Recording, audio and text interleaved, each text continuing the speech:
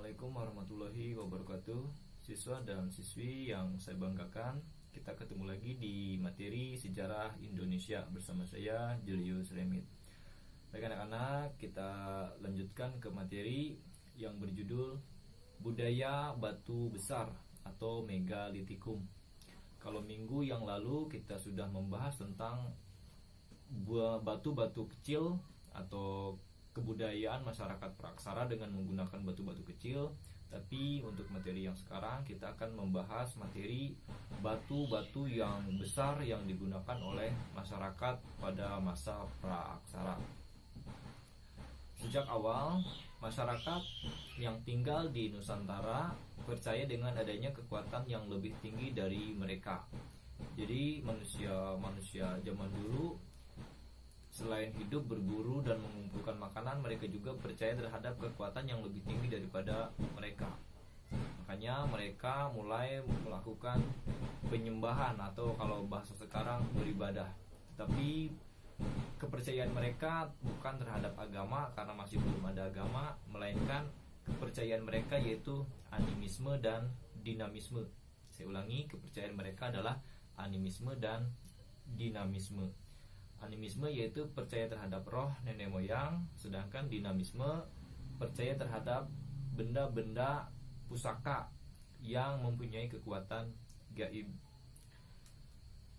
Mereka memuja roh nenek moyang dengan cara mendirikan batu-batu besar atau megalit sebagai sarana upacara ritual.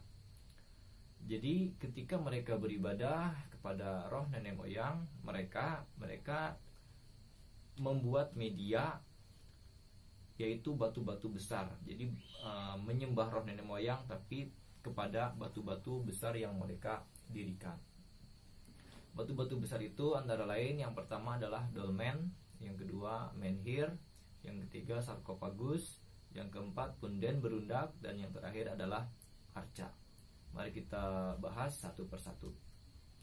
Dolmen merupakan bangunan yang berbentuk persegi atau berbentuk seperti meja. Persis sama seperti meja, bisa kalian lihat di gambarnya yang ada di slide ini. Gambarnya sama seperti meja, di situ ada kaki 4 dan ada bidang datar di atasnya. Fungsi dari dolmen ini yaitu untuk menyimpan sesaji atau sesajen. Jadi ketika manusia-manusia zaman dulu mau memuja roh nenek moyang, mereka akan membuat dolmen untuk menyimpan sesaji atau sesajen. Seperti contoh, kalau roh nenek moyangnya ketika masih hidup suka terhadap buah-buahan, maka si dolmen ini di atasnya akan disimpan buah-buahan kesukaan roh nenek moyang mereka yang akan disembah. Oke, kita lanjutkan. Batu yang kedua adalah menhir. Menhir merupakan tiang atau tugu batu yang didirikan sebagai sarana dalam memuja arwah roh nenek moyang mereka. Jadi selain ada menhir itu untuk menyimpan sesajen, tetapi mereka akan beribadah kepada menhir. Tujuannya kepada roh nenek moyang, tapi beribadahnya kepada menhir. Menhir itu adalah tugu batu yang sangat besar. Jadi sebelum mereka beribadah kepada menhir, terlebih dahulu mereka akan menyimpan sesajen di dolmen. Oke, kita tinggalkan menhir. Kita masuk ke sarkofagus. Sarkofagus merupakan peti kubur batu yang bentuknya seperti lesung dan memiliki tutup. Sarkofagus ini banyak ditemukan di daerah Bali. Kalian lihat gambarnya, itu adalah sebuah peti untuk menyimpan mayat. Tapi peti di situ bukan terbuat dari kayu, melainkan dari batu yang dipahat. Atau kalau bukan dipahat, atau kalau tidak dipahat, lempengan-lempengan batu yang dibuat persegi 4 akan ditempelkan, direkatkan, dan atasnya akan diberikan tutup.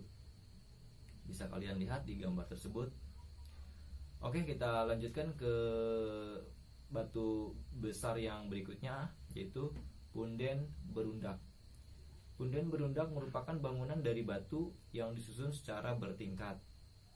Fungsi dari bangunan ini adalah sebagai pemujaan. Punden berundak ini banyak ditemukan di daerah Lebak Sibedug, Banten Selatan. Jadi punden berundak ini kalau dilihat mungkin sama seperti candi. Fungsi dari punden berundak sama seperti dengan menhir, yaitu sebagai sarana untuk pemujaan roh nenek moyang mereka.